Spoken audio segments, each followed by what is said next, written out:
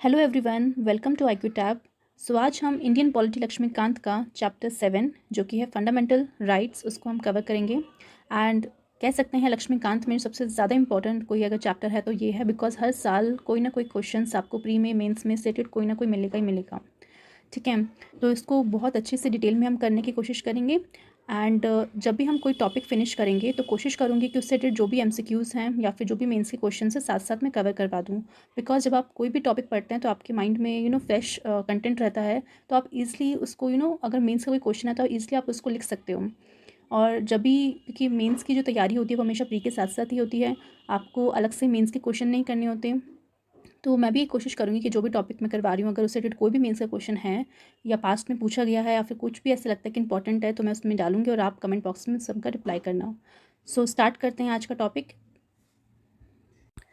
सबसे पहले हम स्टार्ट करते हैं फंडामेंटल राइट्स में ये लिखने का कि ये किस पार्ट और आर्टिकल में आता है। ठीक है, तो आप देख सकते हैं पार्ट नंबर 3 एंड आर्टिकल 12 से लेकर 35 तक आपको फंडामेंटल राइट्स देखने को मिलेंगे।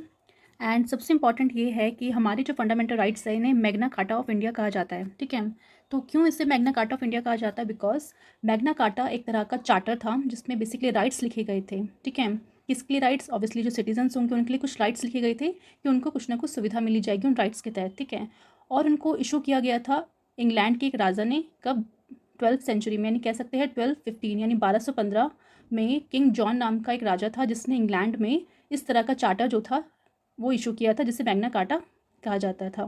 और क्यों इशू किया था? बिकॉज उस समय जो बैरन्स थे, यानी कह सकते हैं सोसाइटी में इंग्लैंड में जो रिच पीपल थे, वो बेसिकली जो राजा का तानाशाह था उससे परेशान थे और कहीं ना कहीं चाहते थे कि उन्हें कुछ राइट्स मिले ताकि जो किंग है वो अपना अथॉरिटेटिव रूल ना स्टैब्लिश करने लग जाए। बिकॉज हम जानते हैं किंग्स जहाँ भी होते हैं यानी जहाँ भी मोनार्की होती है वहाँ पे हमेशा जो राजा होता है उनकी चलती है, जो सिटीजन्स होते हैं उनको इतना ज़्यादा राइट्स नहीं दिए जाते। इसलिए उन बैरन्स ने उन पे प्रेशर डाला किंग पे, एंड इसलिए किंग ने बेसिकली मैग्ना कार्टा इशू किया जो कि बेसिकली चार्टर था किसका? लोगों के राइट्स का। इसलिए हम कह सकते हैं कि ये जो पहला चार्टर ऑफ राइट्स जो था वो एक तरह का पहला रिटन डॉक्यूमेंट था जिसमें फंडामेंटल राइट्स लिखे गए थे किसी सिटीजन्स की। ठीक है, तो क्योंकि उस टाइम यानी 12th सेंचुरी में ऐसा पहली बार हुआ था इंग्लैंड में कि किसी जनता के लिए इस तरह के फंडामेंटल राइट्स लिखे गए हों। ठीक है, बिकॉज उस टाइम पे आप सोच सकते हो कोई भी कंट्री हो सब में मोनार्की चलती थी और जब भी मोनार्की होगी वहाँ पे फंडामेंटल राइट्स की बात कोई नहीं करेगा, क्योंकि उस समय सिटीजन्स जो भी होंगे वहाँ के लोग जो होंगे उन्हें राजा के अकॉर्डिंग ही काम करना पड़ेगा। बट ऐसा उस टाइम हुआ इंग्लैंड में क्योंकि पहली बार इस तरह के फंडामेंटल राइट्स लाए जा रहे थे सिटीजन्स के लिए इंग्लैंड के, इसलिए उस चीज़ को मैग्ना कार्टा कहा।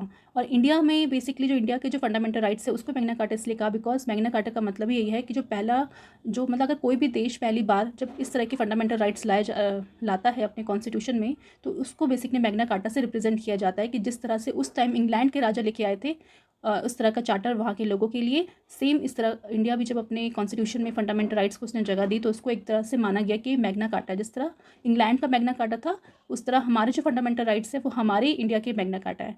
ठीक है, तो आई होप आपको इस समझ में आ गया होगा कि क्यों हमारे जो फंडामेंटल राइट्स है उसको मैग्ना कार्टा कहा जाता है। नेक्स्ट टाइम कि इसको काफ़ी ज़्यादा इलेबोरेट माना गया है, यानी हमारे फंडामेंटल राइट्स को बहुत इलेबोरेट मानते हैं एज़ कम्पेयर टू जो अदर कंट्रीज़ के फंडामेंटल राइट्स हैं। ठीक है, तो जैसे हम देखते हैं कि USA के जो फंडामेंटल राइट्स हैं उनको बिल ऑफ राइट्स कहा जाता है। ठीक है, और हमने बेसिकली इंस्पिरेशन जो ली है इस फंडामेंटल राइट्स की वो हमने USA के कॉन्स्टिट्यूशन से ली है। ठीक है, तो जब हम बोरोड फीचर्स डिस्कस कर रहे थे तो उस टाइम हमने ये चीज़ मेंशन भी करी थी कि हमने फंडामेंटल राइट्स किससे बोरो किए हैं? USA से बोरो किए हैं। एंड US पर आप देखोगे कि USA के जो खुद के फंडामेंटल राइट्स है वो इतनी इलेबोरेट आपको नहीं दिखेंगे जितना इंडिया के फंडामेंटल राइट्स हैं। ठीक है, नेक्स्ट देखते हैं कि फंडामेंटल राइट बेसिकली क्या काम करते हैं। वो एक तरीके का इक्वालिटी लाते हैं। ठीक है, यानी कि अगर हम फंडामेंटल राइट्स किसी भी सिटीजन्स को दे रहे हैं तो वो एक तरह से हर एक इंडिविजुअल की इक्वालिटी को बनाए रखेगा। ठीक है, यानी कि अगर उस पर्टिकुलर इंडिविजुअल के साथ कुछ भी गलत होगा, उसके जो राइट्स उन्हें दिए गए हैं, चाहे वो बोलने का अधिकार दिया हो, कहीं भी मूवमेंट का अधिकार उन्हें दिया है, अगर कोई एसोसिएशन फॉर्म करने का उन्हें अधिकार है, तो ये सब अधिकार, ये सारे राइट्स जब उनसे छीने जाएंगे तो कहीं ना कहीं वो इस चीज़ के लिए सुप्रीम कोर्ट या फिर जो भी जुडिशरी है उनके पास जा सकते हैं। ठीक है, तो एक तरह से इक्वालिटी प्रोवाइड कर रहे हैं हर एक इंडिविजुअल को, साथ ही साथ जो इंडिविजुअल की डिग्निटी है उसको भी ध्यान में रख रहे हैं। ठीक है, यानी फंडामेंटल राइट्स सिर्फ इक्वालिटी ही नहीं दे रहे हर एक इंडिविजुअल को, वो उनकी डिग्निटी जो है यानी उनकी जो पर्सनैलिटी है, उनका जो इनर टैलेंट है उसको भी बरकरार रखने की कोशिश कर रहे हैं। और साथ ही साथ एक तरह का जो लार्जर पब्लिक इंटरेस्ट है उसको भी सेफ गार्ड करते हैं और हमारी यूनिटी जो होती है नेशन की उसको भी सेफ गार्ड करते हैं। इन शॉर्ट हम बोल सकते हैं कि जो फंडामेंटल राइट्स हमें दिए गए हैं, इसका मतलब ये नहीं है कि उस पर्सन के पास वो सारे राइट्स आ जाते हैं कि वो बेसिकली कुछ भी कर सकता है, नहीं।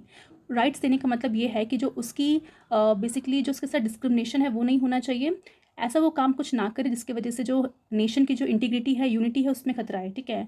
तो अगर मान लो आपको राइट दिया गया है फ्रीडम ऑफ स्पीच का कि आप कुछ भी बोल सकते हो, बट आपके उस कुछ भी बोलने की वजह से अगर मान लो नेशन का यानी इंडिया की अगर मान लो यूनिटी खतरे में आती है, तो कहीं ना कहीं इसको रिस्ट्रिक्ट किया जा सकता है, ठीक है। तो आपको इस चीज़ का ध्यान रखना पड़ेगा कि इंडिविजुअल का तो डेवलपमेंट हो रहा है, इंडिविजुअल की डिग्निटी इक्वालिटी का ध्यान रख रहा है, बट साथ ही साथ नेशन की जो यूनिटी है उसका भी ध्यान रखता है हमारा फंडामेंटल राइट्स। नेक्स्ट पॉइंट है कि ये पॉलिटिकल डेमोक्रेसी को प्रमोट करता है। किस तरीके से? बिकॉज हर एक इंडिविजुअल को जब इक्वल राइट्स दिए गए हैं तो वो अपने हिसाब से जो भी पर्सन को चुनना चाहते हैं अपना गवर्नमेंट फॉर्म करने के लिए अपने रिप्रेजेंटेटिव को चुनते हैं, बिकॉज उनके पास ये राइट उन्हें दिया गया है, ठीक है। क्योंकि उनके पास राइट है और जो भी गवर्नमेंट आएगी यानी जो भी इलेक्टेड गवर्नमेंट आएगी वो लोगों की द्वारा चुनी हुई होगी, तो कहीं ना कहीं एक तरह का पॉलिटिकल डेमोक्रेसी क्रिएट करती है कि हमारी जो भी गवर्नमेंट होगी वो एक तरीके से जनता के द्वारा चुनी हुई होगी, ठीक है। और साथ ही साथ एक तरीके से ये भी कह सकते हैं कि जो फंडामेंटल राइट्स हैं वो जो अथॉरिटेरिज्म है या फिर डिस्पोटिक रूल है किसी कंट्री में स्टैब्लिश नहीं होने देती, बिकॉज ये दोनों चीज़ें ऐसी हैं वहाँ पे स्टैब्लिश होती है जहाँ पे पावर सिर्फ एक के हाथ में होती है, यानी जहाँ पे हम बोल सकते हैं मोनार्की होती है, ठीक है। पर जब हम डेमोक्रेसी की बात करते हैं जहाँ पे हर एक राइट्स जो है हर एक इंडिविजुअल को दिए गए हैं, तो वहाँ पे फंडामेंटल राइट्स अगर लोगों के पास है तो उस केस में अथॉरिटेरिज्म एंड डिस्पोटिक रूल जो है कंट्री में स्टैब्लिश नहीं हो पाता है, ठीक है। साथ ही साथ लिबर्टी जो है लोगों की लिबर्टी भी प्रोटेक्ट होती है, और हम कहीं ना कहीं ये बात कह सकते हैं कि जो स्टेट का जो एक्शन है उससे भी बचाता है, यानी जो स्टेट गवर्नमेंट है या फिर जो सेंटर गवर्नमेंट है, चाहे उसके लेजिस्लेटिव हो या एग्जीक्यूटिव बॉडी हो, तो वो कुछ ऐसा लॉ ना बना दे जिसकी वजह से जो है किसी भी इंडिविजुअल को नुकसान हो, तो उस एक्शन से भी प्रोटेक्ट करता है हमारा फंडामेंटल राइट्स, ठीक है। नेक्स्ट पॉइंट हम कह सकते हैं कि एम जो है फंडामेंटल राइट का वो यही है कि गवर्नमेंट ऑफ लॉज हो, यानी जो भी हमारा कानून हो उसके हिसाब से हमारी गवर्नमेंट चले, ना कि किसी एक मैन के कारण, ठीक है। तो इसको हम ऐसे समझ सकते हैं कि जैसे हमारा इंडिया है, यहाँ पे अगर कोई भी गवर्नमेंट कुछ भी एक्शन करती है, कुछ भी काम कर रही है, तो उससे वो उस चीज़ को पूछने का अधिकार बेसिकली हमारे यहाँ के सिटीजन्स को है, बिकॉज हमारा फंडामेंटल राइट्स है कि गवर्नमेंट कुछ भी ऐसा डिसीजन ले रही है तो हम उनसे क्वेश्चन कर सकते हैं कि क्यों आपने ऐसा काम किया।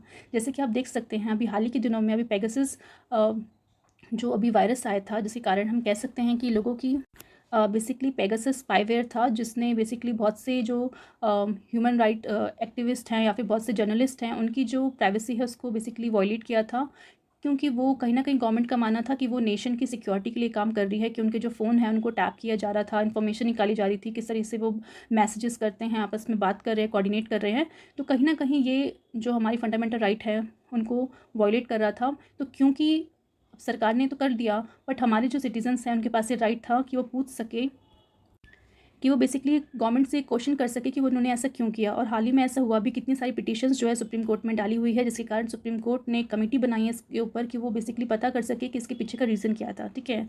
अगर नेशन की सिक्योरिटी का कुछ ऐसा कुछ रीज़न होगा तब तो चलो हम मान सकते हैं, बट नेशन की सिक्योरिटी और साथ साथ इंडिविजुअल की प्राइवेसी दोनों को ही मेंटेन करना बहुत इंपॉर्टेंट है।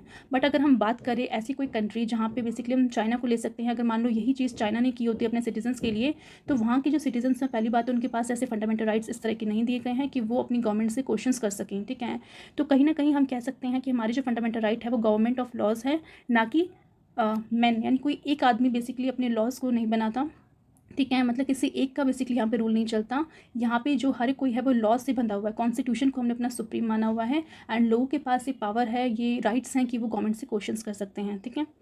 नेक्स्ट है कि जो फंडामेंटल राइट्स हैं वो हम कह सकते हैं एक तरह का ऑल राउंड डेवलपमेंट करते हैं किसी भी इंडिविजुअल का, चाहे वो मटेरियल हो, इंटेलेक्चुअल हो, मोरल हो, स्पिरिचुअल हो, ठीक है। यानी कि अगर मान लो किसी भी पर्सन के पास उसका फंडामेंटल राइट है तो उसका ऑलराउंड डेवलपमेंट इस तरह से होगा, बिकॉज उसके पास लिबर्टी होगी कुछ भी करने की, यानी कोई भी प्रोफेशन वो चूज़ कर सकता है, उस पर वो काम कर सकता है क्योंकि राइट टू प्रोफेशन भी दिया गया है, और साथ ही साथ फ्रीडम ऑफ स्पीच भी है कि आप कुछ भी बोल सकते हो। स्पिरिचुअल आप कह सकते हो कि फ्रीडम ऑफ रिलीजन दिया हुआ है कि आप कोई भी रिलीजन की पूजा कर सकते हो, अपना फेथ रख सकते हो और उसको प्रोपोगेट भी कर सकते हो, ठीक है। इंटेलेक्चुअल भी आपको दिया हुआ है। तो कहीं ना कहीं सारी जो फंडामेंटल राइट्स हमें मिले हुए हैं, जैसे हम एक एक करके आगे डिस्कस करेंगे, वो एक पर्सन की ओवरऑल डेवलपमेंट करने में काफ़ी ज़्यादा योगदान करता है, ठीक है।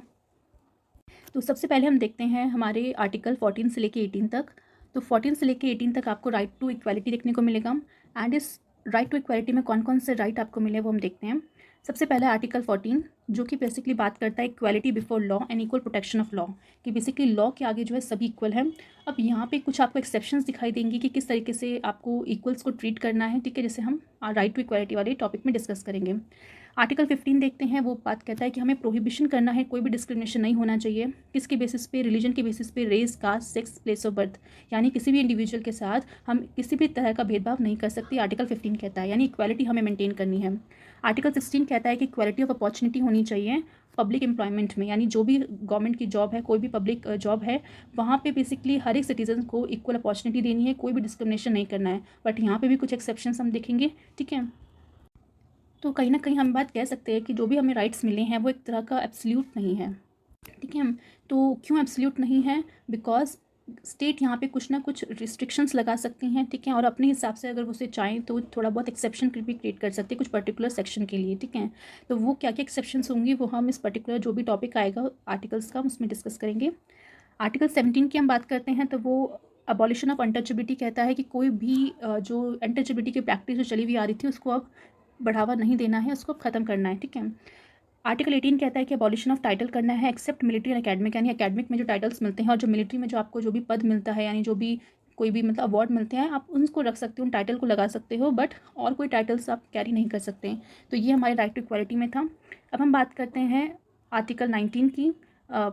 बेसिकली आर्टिकल 19 से लेकर 22 जो कि आपका राइट टू फ्रीडम के बारे में बात करता है, ठीक है। तो आर्टिकल सबसे पहले 19 देखते हैं। आर्टिकल 19 में आपको 6 राइट्स देखने को मिलेंगे।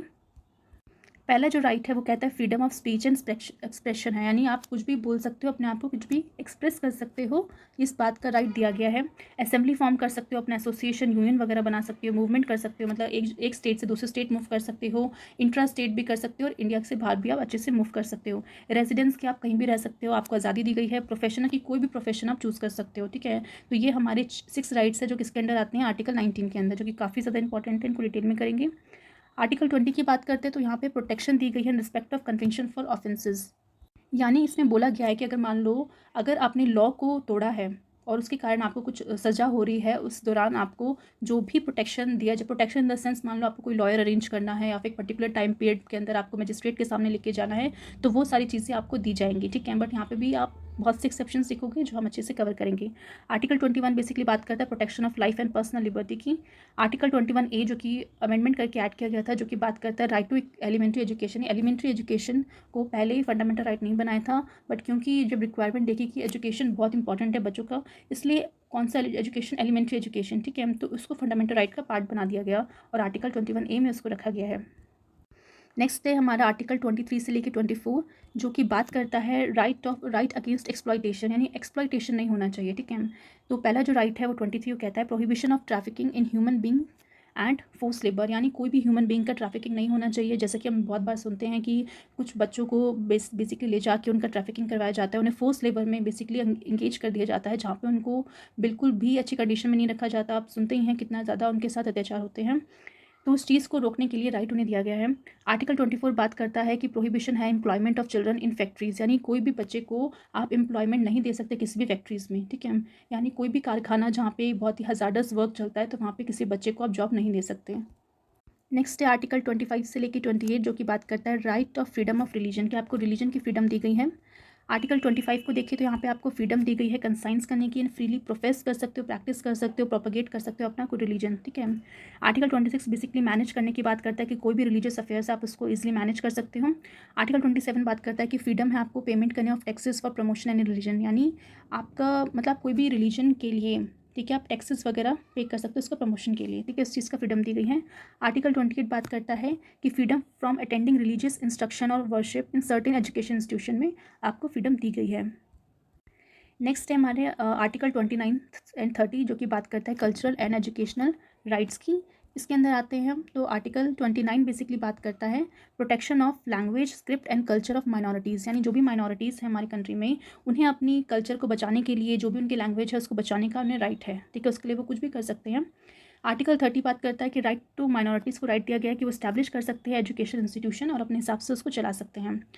आर्टिकल 31 की बात करें तो ये राइट टू प्रॉपर्टी था जो कि हमारा फंडामेंटल राइट का पार्ट था, बट हम देख सकते हैं इसको डिलीट कर दिया गया है 1978 में और 44th अमेंडमेंट एक्ट के मतलब 44th कॉन्स्टिट्यूशन अमेंडमेंट एक्ट के दौरान इसको डिलीट कर दिया गया है। और अब जो है हमारा राइट टू प्रॉपर्टी एक लीगल राइट बन के रह गया है अंडर आर्टिकल 300A। ठीक है, तो अगर आपसे पूछे कि राइट टू प्रॉपर्टी अब किसके अंदर आता है, तो फंडामेंटल राइट के अंदर नहीं है, वो लीगल राइट के अंदर है और आर्टिकल 300A का पार्ट है। और पार्ट किस में आता है, 12 में आता है कॉन्स्टिट्यूशन के। नेक्स्ट हमारा जो लास्ट हमारा फंडामेंटल राइट है वो है राइट टू कॉन्स्टिट्यूशनल रेमेडीज़, जो कि बहुत इंपॉर्टेंट राइट है। बिकॉज जितने भी राइट्स अभी आपने पढ़े हैं फंडामेंटल राइट्स, मतलब आर्टिकल 14 से लेके आर्टिकल 30 तक आपने जो भी फंडामेंटल राइट्स अभी देखे हैं उन सभी राइट्स को बचाने के लिए एक राइट हमें दिया गया है कि राइट टू कॉन्स्टिट्यूशनल रेमेडीज़, यानी कि जितने भी राइट्स आपको मिले हैं अगर उन राइट्स का कोई हनन करता है, उन्हें कोई वॉयलेट करता है, तो आपके पास पावर है कि डायरेक्टली आप सुप्रीम कोर्ट जा सकते हो और उनको उसके लिए उस पर्सन पे केस कर सकते हो जिसने भी आपके राइट्स को छीनने की कोशिश की है।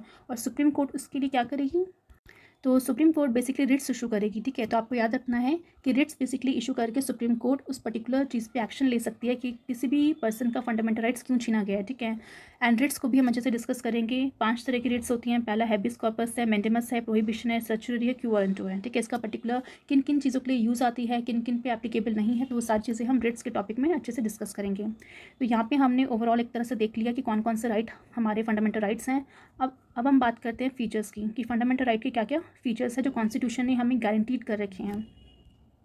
तो सबसे पहला फीचर जो है वो है कि कुछ ऐसे फंडामेंटल राइट्स हैं जो सिर्फ और सिर्फ हमारे सिटीजन्स के लिए अवेलेबल हैं, और कुछ ऐसे फंडामेंटल राइट हैं जो सभी के लिए अवेलेबल है, चाहे वो हमारे सिटीजन हो, हमारे फॉरनर्स हो, या फिर कोई भी लीगल पर्सन हो। लीगल पर्सन मतलब कोई भी कंपनी में काम कर रहा हो, कोई भी कॉर्पोरेट का मेंबर हो।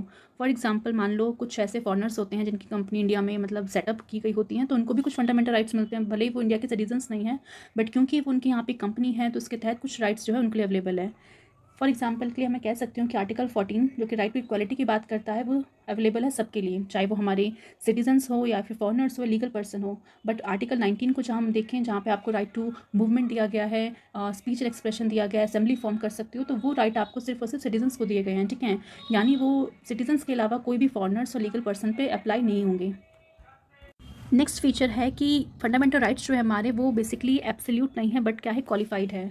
एब्सोल्यूट का मतलब होता है कि अगर आपको कोई भी फंडामेंटल राइट दे दिया गया है तो कोई भी उस पर कोई रुक नहीं लगा सकता। ठीक है, बट हम देखते हैं कि हमारा जो स्टेट है वो बेसिकली कुछ रीजनेबल रिस्ट्रिक्शंस के थ्रू हमारे फंडामेंटल राइट्स को जो है छीन भी सकता है हमसे। ठीक है, क्योंकि कहीं ना कहीं अगर आप एक पर्सन को इतना ज़्यादा राइट्स दे दोगे कि वो कुछ भी कर सकता है, उसकी वजह से किसी और पर्सन को अगर प्रॉब्लम हो रही है, तो कहीं ना कहीं इसकी जिम्मेदारी स्टेट गवर्नमेंट के ऊपर ही आ जाएगी। ठीक है, तो इसलिए स्टेट गवर्नमेंट ने कुछ ना कुछ रीजनेबल रिस्ट्रिक्शंस लगा रखी हैं। इसलिए हम कह सकते हैं कि जो हमारी फंडामेंटल राइट्स है वो एब्सोल्यूट ना हो कि क्वालिफाइड है।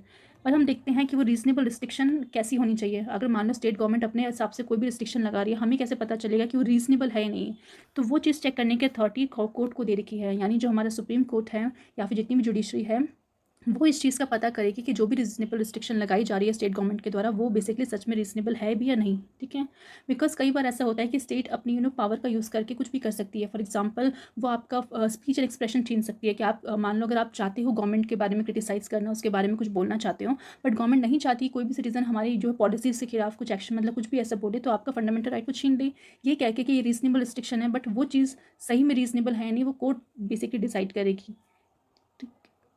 यानी कि कोर्ट का बेसिकली ये काम है कि वो एक तरफ से इंडिविजुअल के राइट्स को और एक तरफ से सिक्योरिटी को, यानी पूरी सोसाइटी को जो है बैलेंस बनाए रखे। मतलब सुप्रीम कोर्ट बेसिकली इस तरह से काम करेगी कि एक तरफ कोई भी पर्सन है उसका फंडामेंटल राइट्स से उसको कोई नुकसान ना हो, और दूसरी तरफ जो हमारी जो नेशन है उसकी सिक्योरिटी भी मेंटेन रहे। ठीक है, तो इंडिविजुअल की लिबर्टी हो या सोशल कंट्रोल हो, दोनों को बैलेंस रख के उस रीजनेबल रिस्ट्रिक्शन को लगाया जाएगा। नेक्स्ट फीचर देखते हैं, वो है all of them are available against the arbitrary action of state. ठीक है, मैंने जितने भी फंडामेंटल राइट्स आपको दिखेंगे वो आपको बेसिकली बचाएंगे जो भी आर्बिट्री एक्शन है स्टेट का। यानी आर्बिट्री एक्शन मतलब कि स्टेट कोई भी अपनी मर्जी से आर्बिट्रीली कुछ ऐसा लॉ ना लेके आ जाए, कुछ ऐसा ना कर दे जिसकी वजह से आपके फंडामेंटल राइट्स का हनन हो। ठीक है, तो हम देखेंगे वैसे तो सारे के सारे जो हमारे राइट्स मिले हैं वो स्टेट के आर्बिट्री एक्शन से बचाते हैं, बट कुछ ऐसे राइट्स भी है हमारे पास जो स्टेट के अलावा जो प्राइवेट इंडिविजुअल है उससे भी हमें प्रोटेक्ट करेंगे। बिकॉज कहीं ना कहीं हम जानते हैं कि स्टेट तो आर्बिट्री एक्शन कर ही सकता है, बट जो प्राइवेट इंडिविजुअल्स हैं वो भी तो किसी ना किसी के साथ कुछ ना कुछ कर सकते हैं, तो उनके भी एक्शन से लोगों को बचाना ज़रूरी है। अब इस चीज़ को हम एग्जांपल से समझते हैं। आर्टिकल नंबर 17 जो बात करता है अबॉलिशन ऑफ अनटचेबिलिटी की, कि यानी कोई भी अनटचेबिलिटी नहीं होनी चाहिए। मतलब कोई भी पर्सन को अगर मान लो किसी रेस्टोरेंट में, कोई मंदिर में जाने से रोक रहा है, या फिर कुछ भी ऐसा काम करने से, जो भी पब्लिक में कोई भी ऑफिस है कहीं पर भी जाने से रोक रहा है, तो उस केस में अगर मान लो वो जो रोकने वाला काम है वो स्टेट गवर्नमेंट कर रही है, या फिर कोई भी प्राइवेट इंडिविजुअल कर रहा है, प्राइवेट इन द सेंस मान लो कोई मंदिर का पुजारी कर रहा है, या फिर कोई रेस्टोरेंट वाला जो है बेसिकली जिसका रेस्टोरेंट है वो मना कर रहा है कि भाई आप मेरे रेस्टोरेंट में नहीं आ सकते, तो इस तरह का अनटचेबिलिटी नहीं होनी चाहिए। तो हम कह सकते हैं कि जो आर्टिकल 17 है वो हमें बचाता है स्टेट से भी और प्राइवेट इंडिविजुअल से भी, ठीक है। यानी दोनों की जो आर्बिट्री एक्शन है उससे प्रोटेक्ट करने का काम हमारा आर्टिकल 17 करता है।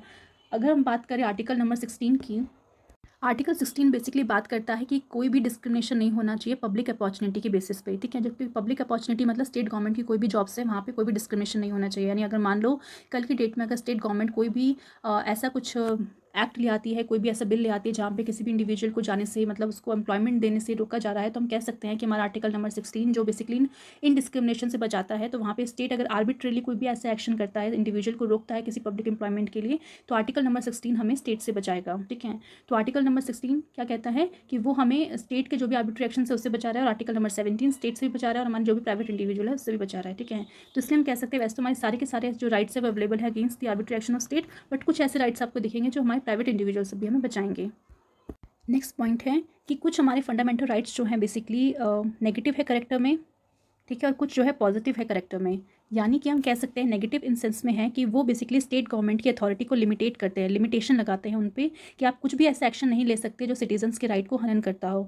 सिमिलरली पॉजिटिव इस सेंस में है कि वो बेसिकली प्रिविलेजेस देते हैं हमारे पर्सनस को कि आपको बेसिकली राइट्स दिया गया है कि आप पर्टिकुलर काम को कर सकते हैं, कोई भी आपको उसमें बेसिकली रिस्ट्रेन नहीं करेगा, कोई आपको रोकेगा नहीं करने से, ठीक है। तो नेगेटिव किस सेंस में है, स्टेट के सेंस में, क्योंकि स्टेट को काम करने से रोक रहा है जो बेसिकली वो करना चाहते हैं, जिससे सिटीजन्स के बेसिकली राइट का बेसिकली वॉयलेट हो रहा है, उस काम को रोकने के लिए सिटीजन स्टेट को बेसिकली किया कहा जाता है, इसलिए वो नेगेटिव है।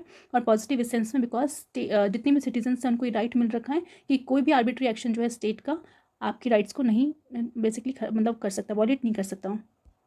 नेक्स्ट हम देखते हैं कि हमारे जो फंडामेंटल राइट्स हैं वो जस्टिशेबल हैं, यानी कि अगर मान लो कोई भी आपकी जो राइट को छीनने की कोशिश करता है तो आप डायरेक्टली कोर्ट में जाके उस चीज़ के ऊपर कार्रवाई कर सकते हो।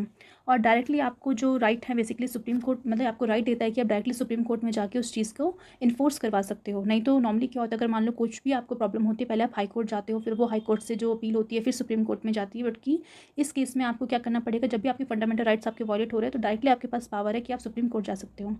एंड सुप्रीम कोर्ट हम कह सकते हैं वो डिफेंड भी करता है और गारंटी भी करता है हमारे फंडामेंटल राइट्स को, यानी हमारे फंडामेंटल राइट्स को बचाने का काम जो है सुप्रीम कोर्ट का है, ठीक है। और यही बात बोली गई है कि आप डायरेक्टली सुप्रीम कोर्ट में जा सकते हो, आपको हाई कोर्ट जाने की ज़रूरत नहीं है। नेक्स्ट पॉइंट है कि हमारे जो फंडामेंटल राइट्स हैं वो सेक्रोसेंट नहीं है, ठीक है, यानी कि परमानेंट नहीं है। परमानेंट का मतलब ये है कि अगर कोई भी चीज़ परमानेंट होती है तो आप उसको चेंज नहीं कर सकते, ठीक है। तो वैसे हमारे फंडामेंटल राइट्स जो में दिए गए हैं वो परमानेंट नहीं है, यानी हमारी जो पार्लियामेंट है उनके पास पावर है कि वो उसको कर्टेल कर सकती है, यानी छीन सकती है, रिपील कर सकती है हमारी फंडामेंटल राइट्स को only by constitution amendment act, ठीक है। यानी कॉन्स्टिट्यूशन अमेंडमेंट एक्ट के थ्रू ही वो काम कर सकती है, कोई भी ऑर्डिनरी एक्ट के थ्रू नहीं कर सकती। बट ऐसा तो नहीं है कि जो भी हमारी फंडामेंटल राइट्स हैं जब चाहे जो पार्लियामेंट उसे छीन ले, नहीं। जो बेसिक स्ट्रक्चर है हमारे कॉन्स्टिट्यूशन का वो बेसिकली खत्म नहीं होना चाहिए। अगर वो इफेक्ट में आ रहा है तो पार्लियामेंट के पास जितनी भी पावर क्यों ना वो हमारे फंडामेंटल राइट्स को कभी छीन नहीं सकती, ठीक है। अब मेन चीज़ बार बार यही आती है कि बेसिक स्ट्रक्चर क्या है।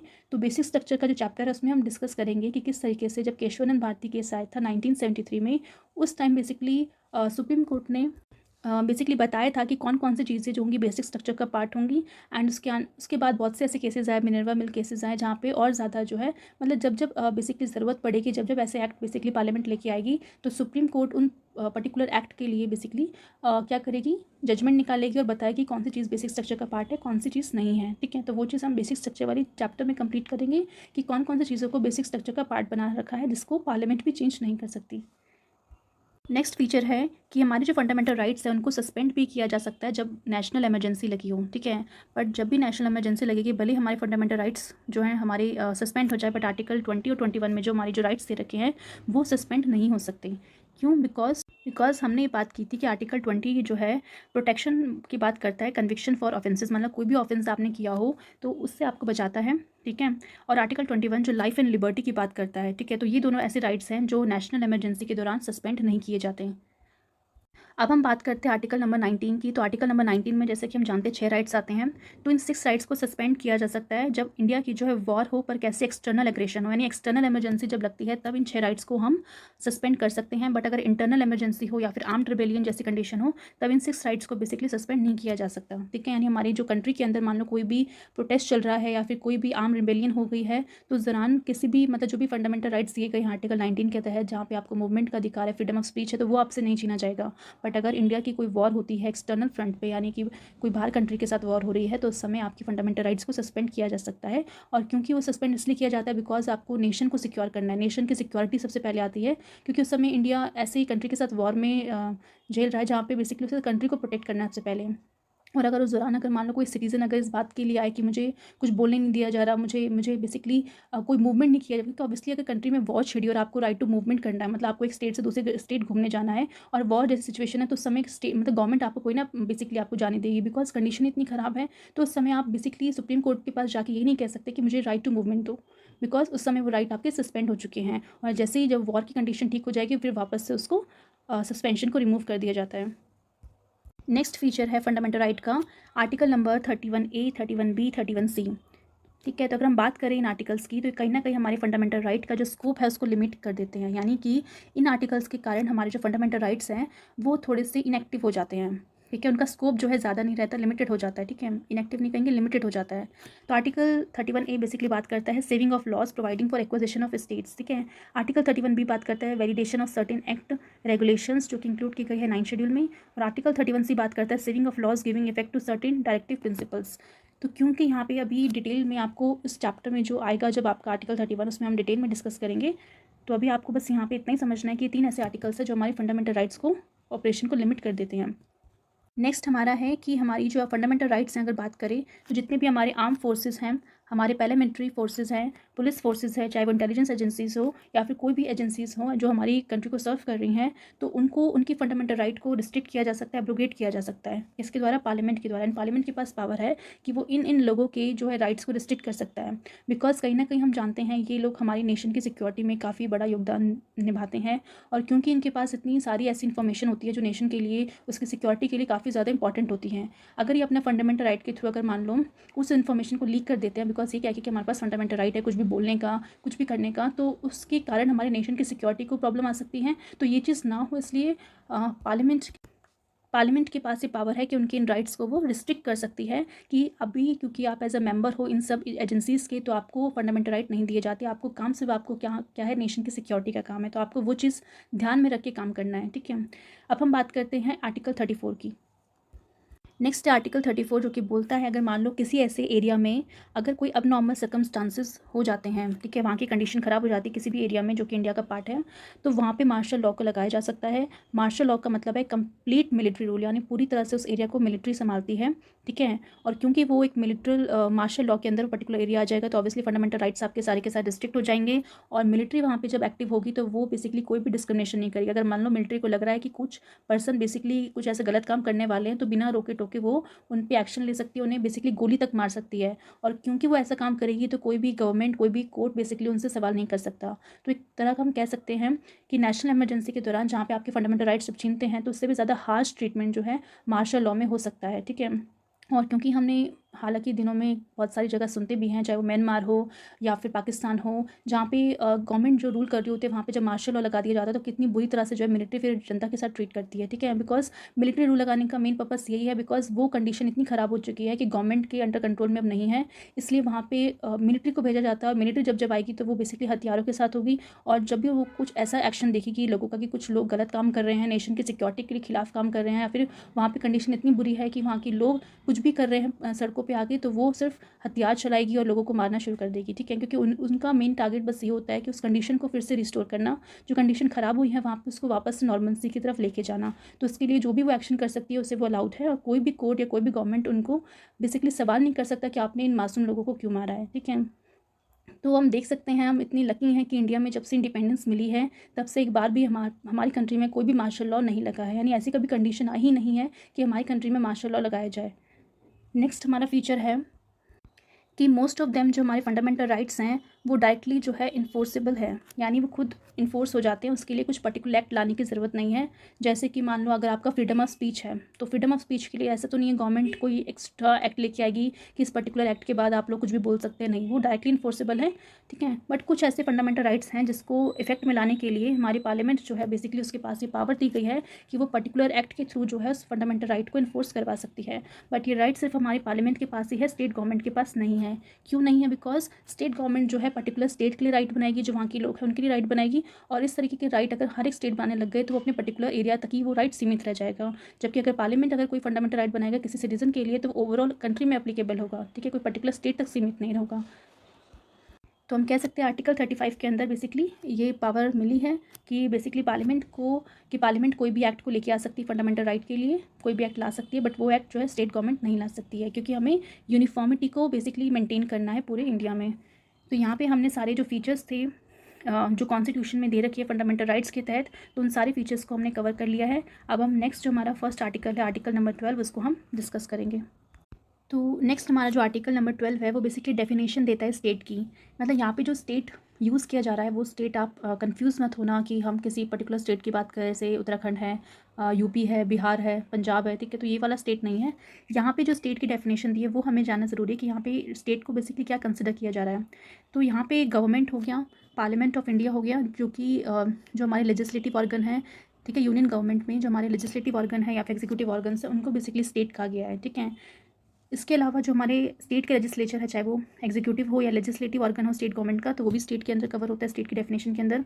इसके अलावा जो लोकल अथॉरिटीज़ होगी, जैसे म्यूनसिपालिटीज़ हैं, पंचायत है, डिस्ट्रिक्ट बोर्ड है, इम्प्रूवमेंट ट्रस्ट हैं, तो ये भी इसके अंदर कवर होती हैं। इसके अलावा हमारी ऑल अदर अथॉरिटीज़ होगी, जैसे स्टैट्यूटरी जो स्टैट्यूट के द्वारा बनाई गई हो, या फिर नॉन स्टैट्यूटरी अथॉरिटी जैसे LIC, ONGC, सेल, तो ये सब के सब जो है हमारा स्टेट के अंडर है। अब मेन चीज़ हमारे माइंड में ये आती है कि स्टेट का हम जिक्र क्यों कर रहे हैं, बिकॉज हमने जब इस चैप्टर को शुरू किया था तो हमने पर्टिकुलरली बात की थी कि जो हमारे फंडामेंटल राइट्स हैं वो स्टेट के जो आर्बिट्री एक्शंस है उससे बचाते हैं। तो वो जो वर्ड है वहाँ पे स्टेट का मतलब बेसिकली पता होना चाहिए ना। स्टेट का मतलब ये नहीं कि सिर्फ यूपी का जो स्टेट है उससे बचा रहे हैं, उत्तराखंड का जो स्टेट है उससे बचा रहे, नहीं। वहाँ पे स्टेट का मतलब है जो पर्टिकुलर गवर्नमेंट है, चाहे वो यूनियन की गवर्नमेंट हो या स्टेट गवर्नमेंट के अंदर जो भी ऑर्गन्स आते हैं, ठीक है, या फिर जो लोकल अथॉरिटीज़ है, चाहे म्यूनसिपालिटी हो, पंचायत हो, या फिर और भी अदर जो बॉडीज़ है जो कहीं ना कहीं से गवर्नमेंट से लिंक है, गवर्नमेंट की स्टेक्स उसके अंदर है, गवर्नमेंट का कंट्रोल करती है गवर्नमेंट उनको, तो वो सारी चीज़ें जो है स्टेट का पार्ट है। यानी कल को इनमें से कोई भी ऑर्गन, कोई भी बॉडी अगर मान लो किसी भी इंडिविजुअल की फंडामेंटल राइट को वॉयलेट करेगी तो बेसिकली वो पर्सन जो है सुप्रीम कोर्ट में जा सकता है। तो आई होप आपको वो जो स्टेट के बारे में जो हम जिक्र कर रहे थे उसमें कौन कौन से अथॉरिटीज़, कौन कौन से ऑर्गन्स शामिल आते हैं, वो चीज़ें आपको क्लियर हो गई होंगी। अब हमारा जो स्टेट है उसकी डेफिनेशन काफ़ी वाइड है, ठीक है, बिकॉज कल को मान लो अभी तक तो हमने सिर्फ इन सब चीज़ों को डिस्कस किया है कि जो यूनियन गवर्नमेंट के एग्जीक्यूटिव और लेजिस्लेटिव ऑर्गन है, स्टेट गवर्नमेंट के जो उनसे हैं, लोकल अथॉरिटीज़ के हैं, तो इनके अलावा कि अगर फ्यूचर में कोई भी ऐसा ऑर्गन अगर शामिल होता है तो वो भी स्टेट की डेफिनेशन में इंक्लूड कर दिया जाएगा, ठीक है। और यही चीज़ यहाँ पे मेंशन की गई है कि वो सारी की सारी एजेंसीज़ अगर मान लो कुछ भी ऐसा फंडामेंटल राइट को वॉयलेट करने का काम करती हैं तो सुप्रीम कोर्ट में जाके उनको उन एजेंसीज़ को चैलेंज किया जा सकता है, ठीक है।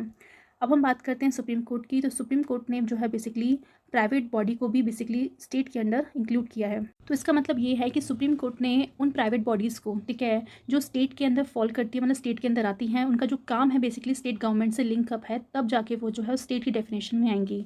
एग्जाम्पल के लिए हम समझ लेते हैं, अगर मान लो जैसे कि हम जानते हैं स्टेट कोई भी गवर्नमेंट अगर मान लो कोई भी कॉन्ट्रैक्ट देती है किसी भी मतलब पार्टी को कि उनके लिए मान लो सड़क बनाना है या फिर कोई ब्रिज बनाना है या फिर कोई भी इंफ्रास्ट्रक्चर बनाना है, कोई स्कूल बनाना है, तो वो जो कॉन्ट्रैक्ट दिया जाता है तो हमेशा नहीं सरकारी जो मतलब वो है प्रॉपर्टी उनको कॉन्ट्रैक्ट मिलेगा, प्राइवेट बॉडी को भी कॉन्ट्रैक्ट मिलता है। अगर मान लो कोई भी रेलवे बनानी है तो रेलवे बेसिकली किसका पार्ट है, गवर्नमेंट का पार्ट है, बट उसको बनाने के लिए कोई प्राइवेट बॉडी शामिल हो रही है, जैसे मान लो चाइना से कोई कंपनी आ गई, उसको वहाँ के इंजीनियर्स आ गए, वो बना रहे हैं, तो कहीं ना कहीं वो प्राइवेट बॉडी काम जो कर रही है वो स्टेट गवर्नमेंट के लिए कर रही है। गवर्नमेंट का जो भी मतलब जो काम है, जो प्रोजेक्ट है, वो गवर्नमेंट से लिंकअप है, और क्योंकि वो कहीं ना कहीं इसके अंदर इसलिए उसे स्टेट डेफिनेशन के अंदर लेके आ गए हैं, बिकॉज अगर वो जब भी कोई ऐसा काम करेगी जो कि हमारे पब्लिक इंपॉर्टेंस है, यानी जो अथॉरिटी जो है हमारी गवर्नमेंट की उसका वो काम कर रही है, तब बेसिकली सुप्रीम कोर्ट के अकॉर्डिंग वो चीज़ स्टेट की डेफिनेशन के अंदर इंक्लूड कर दी जाएगी। वैसे अगर मान लो कोई भी पब्लिक बॉडी, अगर कुछ भी प्राइवेट बॉडी बेसिकली कुछ भी ऐसा काम नहीं कर रही स्टेट गवर्नमेंट का, तब हम उसको उसके अंदर इंक्लूड नहीं करेंगे। बट क्योंकि वो कुछ ऐसा काम कर रही है जो कि स्टेट गवर्नमेंट का ही काम है, और वहाँ पे क्योंकि पब्लिक का ही पैसा उसमें लगा हुआ है, तो कहीं ना कहीं वो अगर कुछ उस समय कुछ भी ऐसा वायलेशन करती है किसी भी सिटीजन के राइट का, तब भी जो है वहाँ का पर्सन जो है उस पर्टिकुलर प्राइवेट बॉडी के खिलाफ भी कंप्लेंट कर सकता है सुप्रीम कोर्ट में। यहाँ पे हमने आर्टिकल नंबर 12 को डिस्कस कर लिया कि डेफिनेशन ऑफ स्टेट में क्या कौन सी चीज़ें इंक्लूडेड हैं, और इन फ्यूचर बेसिकली अगर मान लो कोई भी ऐसी और ऑर्गेनाइजेशन आती है वो स्टेट के रिलेटेड कुछ भी गवर्नमेंट का काम करती है, तो सुप्रीम कोर्ट जो है बेसिकली उसे स्टेट की डेफिनेशन में इंक्लूड कर लेगी। इस तरह से हम देख सकते हैं कि जो स्टेट की डेफिनेशन है वो हमारी काफ़ी ज़्यादा वाइड है, बिकॉज इसमें सिर्फ मतलब गवर्नमेंट की ऑर्गेनाइजेशन ही नहीं है, वो प्राइवेट बॉडी भी है जो कहीं ना कहीं स्टेट गवर्नमेंट या स्टेट गवर्नमेंट कह लो या फिर यूनियन गवर्नमेंट कह लो, उनके अगर कोई काम कर रही है तो वो भी इसमें इंक्लूडेड है। तो यहाँ पे अब हम बेसिकली आर्टिकल 12 को फिनिश करते हैं। अब हम चलते हैं आर्टिकल नंबर 13 पे। आर्टिकल नंबर 13 बात करता है laws inconsistent with fundamental right. मतलब ऐसे कोई लॉज अगर मान लो पार्लियामेंट या फिर स्टेट गवर्नमेंट या स्टेट लेजिस्लेचर अगर कोई भी ऐसे लॉ बनाता है जो कि फंडामेंटल राइट को कहीं ना कहीं वॉयलेट कर रहे हैं, तो उस केस में बेसिकली सुप्रीम कोर्ट किस तरीके से काम करेगी वो हम देखेंगे। आर्टिकल नंबर 13 की अगर हम देखें तो बेसिकली यहाँ पे कोई भी लॉ अगर मान लो बनाया गया है, जैसे कि हमने बात किया, अगर मान लो हमारे फंडामेंटल राइट को छीन रहा है, तो उस केस में जो है आप जुडिशियल रिव्यू आता है। क्यों? बिकॉज सुप्रीम कोर्ट कह लो या हाई कोर्ट कह लो, इन दोनों को जो है जुडिशियल रिव्यू की पावर मिलती है इस आर्टिकल के थ्रू। बिकॉज अगर मान लो अगर ऐसा कोई भी एक्ट लाया जा रहा है जो बेसिकली फंडामेंटल राइट को छीनने की बात कर रहा है, तो सुप्रीम कोर्ट पिक्चर में आएगी और हाई कोर्ट बेसिकली पिक्चर में आएगी, जो बेसिकली उस लॉ को बेसिकली अनकॉन्स्टिट्यूशनल करके उसको इनवैलिड कर सकती है, यानी उस लॉ को खारिज कर सकती है कि जो लॉ लाया गया है वो कहीं ना कहीं फंडामेंटल राइट्स जो है लोगों का वो छीन रहा है। ठीक है।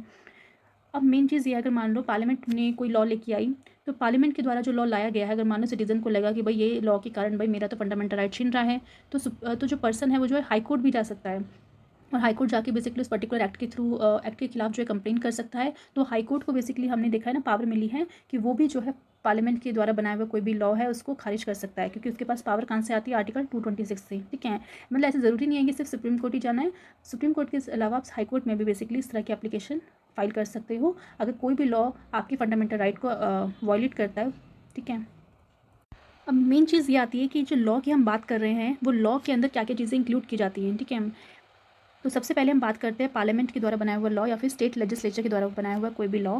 अगर मान लो वो लॉ किसी फंडामेंटल राइट को वॉयलेट कर रहा है तो सुप्रीम कोर्ट उसको नल एंड वॉइड कर सकती है। ठीक है। तो यानी परमानेंट लॉ जो कि स्टेट गवर्नमेंट के द्वारा बनाया गया या फिर पार्लियामेंट के द्वारा बनाया गया है। नेक्स्ट हमारा आता है टेम्प्रेरी लॉ। टेम्प्रेरी लॉ जो होता है, जैसे कि हम जानते हैं, वो एक पर्टिकुलर टाइम के लिए ही बेसिकली रहता है, उसके बाद वो बेसिकली खत्म हो जाता है। जैसे हमारा ऑर्डिनेंस है, ऑर्डिनेंस बेसिकली लाया तब जाता है जब इमरजेंसी जैसी सिचुएशन होती है, या फिर हम कह सकते हैं जब हमारी जो राज्यसभा है या लोकसभा, उनमें से अगर वो लोग अपने सेशन में नहीं होती उस दौरान, अगर मान लो कुछ ऐसा इंपॉर्टेंट आ गया है, तो वहाँ पे प्रेसिडेंट के पास पावर है कि वो ऑर्डिनेंस ला सकती है। सिमिलरली अगर स्टेट लेजिस्लेचर मतलब असेंबली बेसिकली अपनी सेशन में उस समय नहीं है, तो उस समय गवर्नर अगर मान लो कुछ इंपॉर्टेंट इशू के लिए कुछ लॉ लाना है तो वो ऑर्डिनेंस के थ्रू ला सकता है।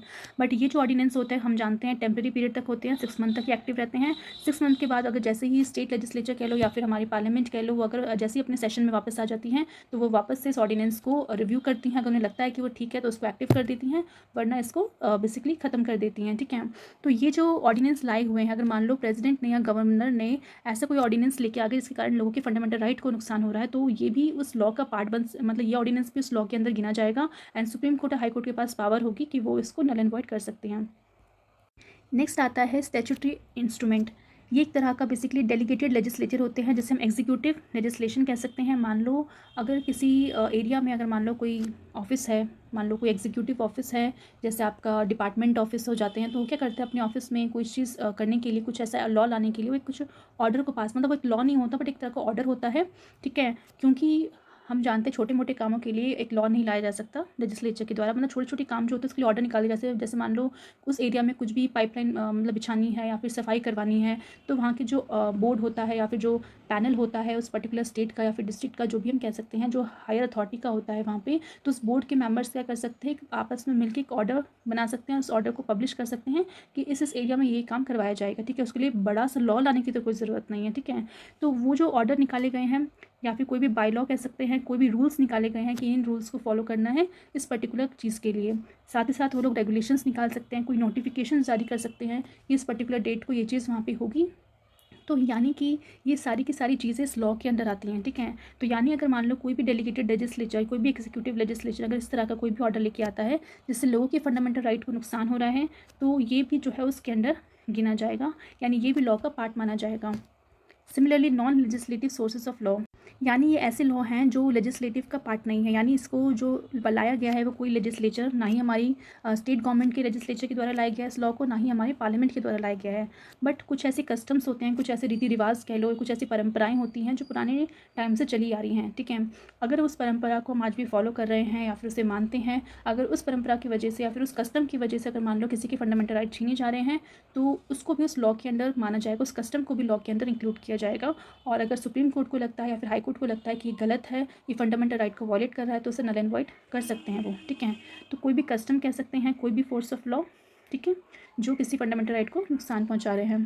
तो यहाँ पे हमने जो देखे हैं वो सिर्फ तो यही चीज़ बोला गया है कि सिर्फ लेजिस्लेचर के द्वारा लाए हुए लॉ को ही इसमें पार्ट नहीं माना गया है, बल्कि जितने भी लॉज हमने देखे हैं, चाहे वो लेजिस्लेचर के द्वारा हो या फिर ऑर्डिनेंस के द्वारा हो या फिर कोई भी एग्जीक्यूटिव बोर्ड निकाल रहा कोई ऑर्डर या फिर कोई कस्टम ही क्यों ना, उन सभी को बेसिकली लॉ के अंदर बेसिकली जगह दी गई है। और वो सभी के सभी अगर मान लो फंडामेंटल राइट को वॉयलेट कर रहे हैं तो कहीं ना कहीं उनको नल एंड वॉइड करने की पावर जो है सुप्रीम कोर्ट को मिलती है under article 32, and high court के पास पावर है अंडर आर्टिकल 226। अब हम बात करते हैं कॉन्स्टिट्यूशन अमेंडमेंट की, यानी जब भी हम कॉन्स्टिट्यूशन को अमेंड करेगी पार्लियामेंट के पास पावर होती है कॉन्स्टिट्यूशन को अमेंड करने की। तो उसमें बोला गया है कि जो भी अमेंडमेंट वो लेके आएंगे उसको आर्टिकल 13 के अंदर बेसिकली लॉ नहीं माना जाएगा। यानी आर्टिकल 13 के अंदर जो भी हमने लॉ की डेफिनेशन देखी है, जो भी चीज़ें लॉ के अंदर आ रही हैं, तो ऐसा पहले माना जाता था कि कॉन्स्टिट्यूशन अमेंडमेंट को उस लॉ का पार्ट नहीं माना जाएगा। यानी कि अगर कोई भी कॉन्स्टिट्यूशन अमेंडमेंट हो रही है, अगर उस अमेंडमेंट की वजह से अगर मान लो किसी के फंडामेंटल राइट वायलेट हो रहे हैं, तो सुप्रीम कोर्ट और हाई कोर्ट बेसिकली उसको नल एंड वॉइड नहीं कर सकते। ये बात बोली गई थी, बट क्योंकि सुप्रीम कोर्ट तो हमारी जुडिशरी है जिसे हमारे फंडामेंटल राइट का गारंटीड माना जाता है, जो हमारे उनको सेफ गार्ड करते हैं हमारे फंडामेंटल राइट को। तो ऐसे कैसे हो सकता है कि अगर मान लो कोई भी कॉन्स्टिट्यूशन अमेंडमेंट की जा रही हो और उसके द्वारा लोगों के फंडामेंटल राइट को नुकसान पहुंचाया जा रहा हो, तो सुप्रीम कोर्ट पिक्चर में नहीं आएगी। तो सुप्रीम कोर्ट ने क्या किया, केशवानंद भारती केस जब आया था 1973 में, तो उन्होंने इस चीज़ को बेसिकली फाइनलाइज कर दिया कि बेसिकली जो फंडामेंटल राइट है, ठीक है, वो अगर कॉन्स्टिट्यूशन अमेंडमेंट के कारण फंडामेंटल राइट अगर कहीं ना कहीं नुकसान हो रहा है, उसको मतलब वॉयलेट किया जा रहा है, तो वो कॉन्स्टिट्यूशन अमेंडमेंट को लॉ के अंदर माना जाएगा। तो यानी आज की डेट में अगर हम बोले कि लॉ के अंदर क्या कॉन्स्टिट्यूशन अमेंडमेंट आता है, तो येस, लॉ के अंदर जो लॉ की जो डेफिनेशन है जो भी हमने देखी है उसमें कॉन्स्टिट्यूशन अमेंडमेंट एक्ट भी आते हैं। यानी अगर वो कॉन्स्टिट्यूशन अमेंडमेंट एक्ट अगर मान लो किसी फंडामेंटल राइट को नुकसान कर रहे हैं तो उसको चैलेंज किया जा सकता है। क्यों? बिकॉज कहीं ना कहीं ये भी तो एक बेसिक स्ट्रक्चर का पार्ट है। हमारे कॉन्स्टिट्यूशन अमेंडमेंट भी हमारे कॉन्स्टिट्यूशन के बेसिक स्ट्रक्चर का पार्ट है, और क्योंकि वो बेसिक स्ट्रक्चर का पार्ट है तो वो भी नल एंड वॉइड किया जा सकता है। ठीक है, तो हम देखते हैं केशवानंद भारती जो जजमेंट था वो काफ़ी ज़्यादा इंपॉर्टेंट था, जिसमें बहुत सी चीज़ें सुप्रीम कोर्ट ने कही थी। चाहे वो हमने प्रियम्बल के टाइम पे डिस्कस की थी, जहाँ पे प्रियम्बल में हम देख रहे थे पहले प्रियम्बल को कॉन्स्टिट्यूशन का पार्ट नहीं माना जा रहा था, बट हमने देखा केशवानंद भारती केस में प्रियम्बल को कॉन्स्टिट्यूशन का पार्ट माना गया। फिर कंट्रोवर्सी थी कि प्रियम्बल को अमेंडमेंट नहीं कर सकते, बट केशवानंद भारती केस में सुप्रीम कोर्ट ने ये भी मान लिया कि कॉन्स्टिट्यूशन को प्रियम्बल को बेसिकली अमेंड किया जा सकता है। और अभी 42nd कॉन्स्टिट्यूशन अमेंडमेंट एक्ट के थ्रू प्रियम्बल को एक बार अमेंड भी किया गया है। ठीक है, तो हम देख सकते हैं कि ये जो जजमेंट है केशवानंद भारती केस की बहुत ज़्यादा इंपॉर्टेंट है। बहुत अहम फैसले जो है सुप्रीम कोर्ट ने इस जजमेंट में लिए हैं, जिसमें से एक ये भी था कि कॉन्स्टिट्यूशन अमेंडमेंट को भी लॉ के अंदर माना जाएगा, एंड अगर वो अमेंडमेंट किसी फंडामेंटल राइट को नुकसान पहुंचा रही है तो उसको भी नल एंड वॉइड कर सकती है हमारी सुप्रीम कोर्ट। तो यहाँ पे हमारा आर्टिकल नंबर 13 जो है वो कंप्लीट होता है। क्योंकि अब हमारा जो टॉपिक है आज का ख़त्म हो गया है, बाकी जो रेस्ट ऑफ दी आर्टिकल्स हैं वो हम नेक्स्ट पार्ट में डिस्कस करेंगे। तो इस वीडियो को एंड करने से पहले एक छोटा सा टॉपिक है जो एक तरह का आपको एनालिसिस देगा कि जो हमने जितने भी फंडामेंटल राइट्स के बारे में डिस्कस किया, जो भी इसकी प्रॉपर्टीज़ हैं, अगर आपको मेंस में लिखने को आए कि किस तरीके से फंडामेंटल ऑफ राइट आपको इंपॉर्टेंस है पीपल के पर्सपेक्टिव से, गवर्नेंस के लिए और नेशन बिल्डिंग के लिए, तो यहाँ पे हम कुछ पॉइंट्स को जो हमने कहीं ना कहीं अभी डिस्कस किए हैं बस उसको एक तरह से देखेंगे कि कैसे वो हम इसको यूज़ कर सकते हैं। ठीक है, सबसे पहले हम बात करते हैं पीपल के पर्सपेक्टिव से, तो लोगों के लिए फंडामेंटल राइट किस तरीके से इंपॉर्टेंट रहे हैं। सबसे पहली बात हमने देखी कि फंडामेंटल राइट एक तरह का ओवरऑल डेवलपमेंट जो होता है, ठीक है, ओवरऑल डेवलपमेंट के लिए काफ़ी ज़्यादा इंपॉर्टेंट होते हैं। क्यों? बिकॉज कहीं ना कहीं हम मान सकते हैं कि उनकी जो इनर पर्सनालिटी है, जो इनर टैलेंट है वो बाहर निकल के आएगा, बिकॉज आपने इक्वालिटी उन्हें दे रखी है, और राइट टू इक्वालिटी के तहत आप उनको इक्वल ट्रीट कर रहे हो, लिबर्टी दे रखी है, कुछ भी आप कर सकते हो, कोई रिस्ट्रिक्शन नहीं है। यानी अगर मान लो कल को कोई भी इंडिविजुअल कुछ स्पोर्ट्स खेलना चाहता है, ठीक है, बट मान लो कोई गवर्नमेंट उसको वो स्पोर्ट खेलने के लिए मना कर रही है, तो क्या होगा, उसका टैलेंट बाहर नहीं निकल के आएगा। तो यानी कहीं ना कहीं उसे लिबर्टी नहीं मिलेगी। बट हमारे जो फंडामेंटल राइट्स हैं वो इस तरह की रिस्ट्रिक्शंस नहीं करते हैं। हमारे यहाँ इक्वालिटी है, अपॉर्चुनिटी है, आपका बेसिकली कोई भी प्रोफेशन आप चूज़ कर सकते हो। तो ये सारे के सारे फंडामेंटल राइट्स आपके जो हैं ओवरऑल डेवलपमेंट के लिए, आपकी जो ह्यूमन राइट्स है उसके डेवलपमेंट के लिए, ह्यूमन बींग के डेवलपमेंट के लिए काफ़ी ज़्यादा इंपॉर्टेंट होते हैं। तो सबसे पहला पॉइंट आप क्या लिख सकते हो कि ह्यूमन बींग के डेवलपमेंट के लिए हमारे जो फंडामेंटल राइट्स है काफ़ी ज़्यादा इंपॉर्टेंट है। सेकेंड पॉइंट हम लिख सकते हैं कि ये फंडामेंटल राइट्स जो है एक तरह की सिक्योरिटी प्रोवाइड कर रहे हैं।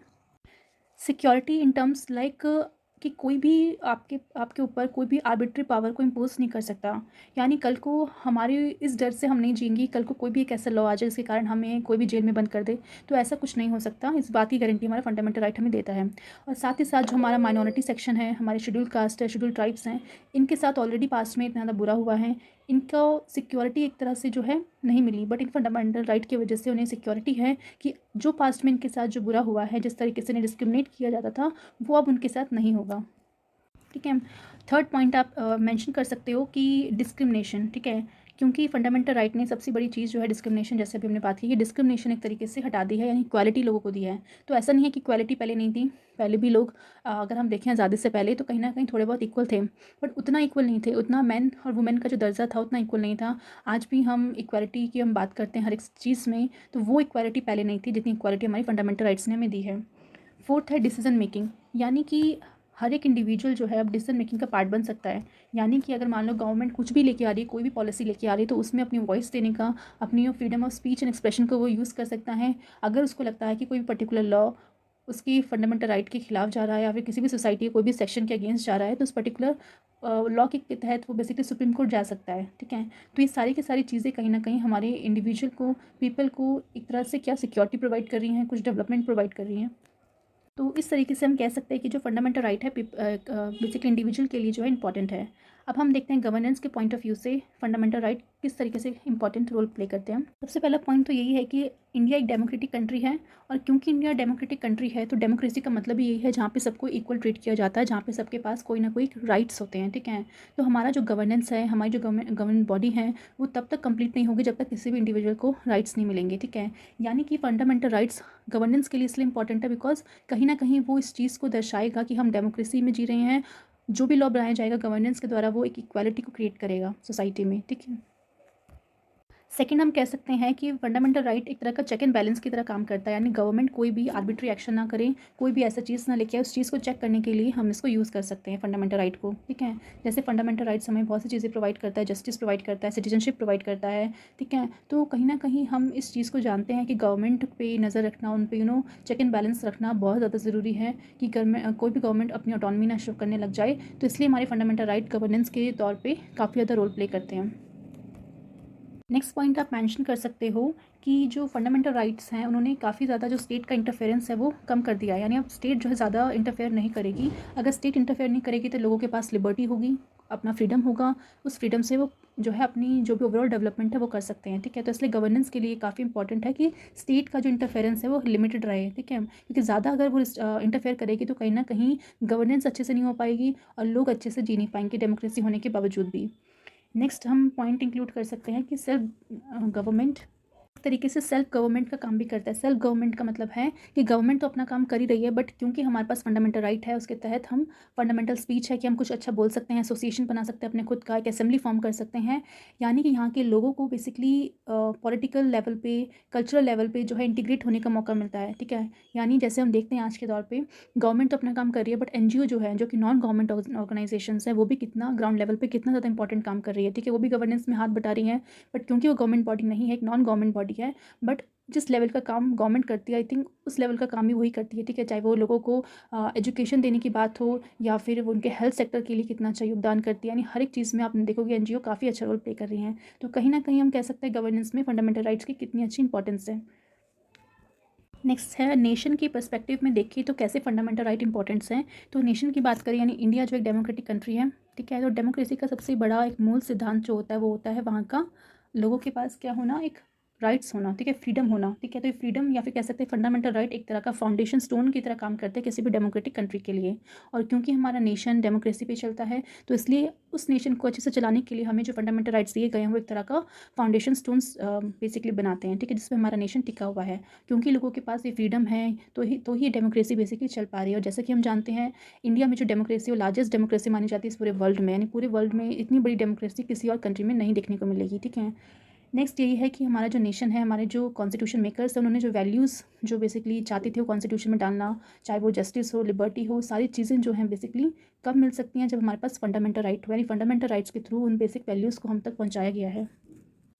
और जब जब वो फंडामेंटल वैल्यूज़ हमारे साथ होंगी, वो बेसिक वैल्यूज़ जो कॉन्स्टिट्यूशन मेकर्स ने सोची थी उस समय कॉन्स्टिट्यूशन बनाते समय, तो वो चीज़ हमारे साथ होगी तो नेशन का डेवलपमेंट होगा, और नेशन का डेवलपमेंट होगा तो कहीं ना कहीं हमारा नेशन ग्रो करेगा। तो इस तरीके से हम कह सकते हैं कि जो हमारे फंडामेंटल राइट्स है सिर्फ हमारे सिटीजन्स के लिए नहीं, बट हमारे यहाँ जो गवर्नेंस है, जो एडमिनिस्ट्रेशन है, जो हमारा नेशन है, ओवरऑल सबके डेवलपमेंट के लिए हमारे फंडामेंटल राइट्स बहुत इंपॉर्टेंट रोल प्ले करते हैं। तो यहाँ पर हम इस टॉपिक को एंड करते हैं। आई होप आपको ये कुछ पॉइंट्स जो बेसिकली लक्ष्मीकांत में इस तरीके का टॉपिक नहीं दिया था, बट मैंने खुद से इस चीज़ को सोचा कि आपके लिए लेके आऊँ, ताकि आप मेंस में अगर कहीं पे भी कुछ भी लिखने को आता है कि किस तरीके से फंडामेंटल राइट्स आपको इंपॉर्टेंस प्ले करता है तो आप उसको लिख सकें। तो यहाँ पे हम इस टॉपिक को एंड करते हैं। अगर इस टॉपिक से रिलेटेड PDF आपको चाहिए होगा तो आप टेलीग्राम में जाके IQ टैब ऑफिशियल को ज्वाइन करना एंड वहाँ से आप इस चैप्टर की PDF ले सकते हैं। कैसा लगा आपको लाइक करना है, शेयर करना ज़्यादा से ज़्यादा लोगों के साथ, कमेंट करके बताना। अगर मान लो कोई भी डाउट है तो आप उसको कमेंट करना, आपको उसका रिप्लाई मिल जाएगा। एंड अगर आपने सब्सक्राइब नहीं किया चैनल को तो जल्दी से सब्सक्राइब कर लेना। And thanks for watching.